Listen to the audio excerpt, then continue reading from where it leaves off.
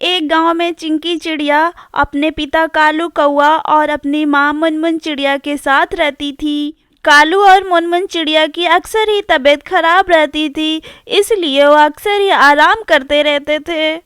इसलिए घर की सारी जिम्मेदारी चिंकी चिड़िया के ऊपर थी। चिंकी चिड़िया अपने घर के बाहर कई तरीके का फूल लगा कर रखती थी और उन फूलों को तोड़कर चिंकी चिड़िया बाजार में ले जाकर बेचने का काम करती थी, जिससे उसे थोड़े बहुत पैसे मिल जाते थे और उसी पैसे से वह अपना घर चलाती थी और अपने माता पिता की देख रेख करती थी।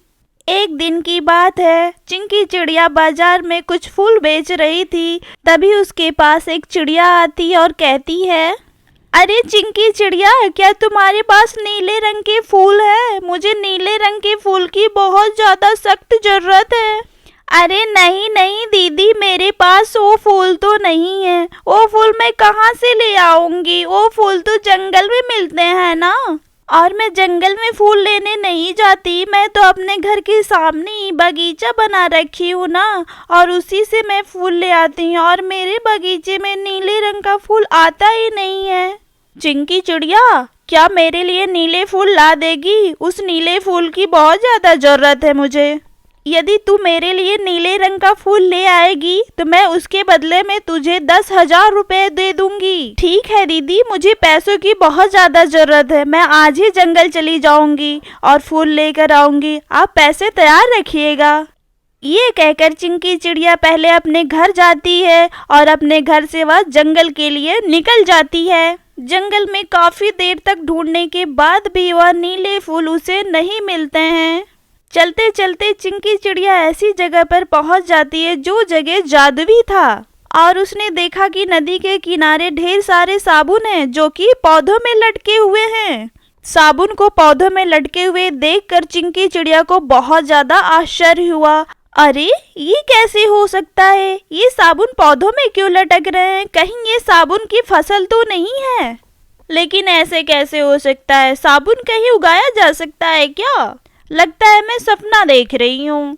चिंकी चिड़िया आश्चर्य से साबुन को देख ही रही थी, तभी वहाँ पर एक परी प्रकट हो गई और चिंकी चिड़िया से बोली, अरे छोटी बच्ची, तुम कौन हो और यहाँ क्या कर रही हो? ये तो बहुत घना जंगल है और ये जादुई जगह है, यहाँ तुम कैसे आ गई? मुझे नहीं पता परी, लेकिन मैं यहाँ पर नीले फूल ढूंढने के लिए आई थी और मैं भटकते भटकते यहाँ आ गई। और ये कैसे मुमकिन है? कहीं साबुनों की खेती की जा सकती है क्या परी? हाँ चिंकी चिड़िया, ये जादुई दुनिया है, यहाँ पर सब कुछ मुमकिन है।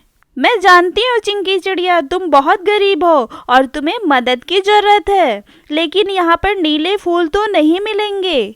देखो, यहाँ पर नीले फूल तो नहीं मिलेंगे, लेकिन मैं तुम्हारी मदद जरूर करूँगी। ये बीज लो, ये साबुन के बीज हैं। इसे नए नए सुगंधित साबुन उग जाएंगे। इस बीज को अपने घर में लगा देना, जिन्हें बेचकर तुम अच्छे खासे पैसे कमा सकती हो। ये देखकर चिंकी चिड़िया बहुत ज्यादा खुश होती है और परी को धन्यवाद कहकर वो अपने घर चली आती है।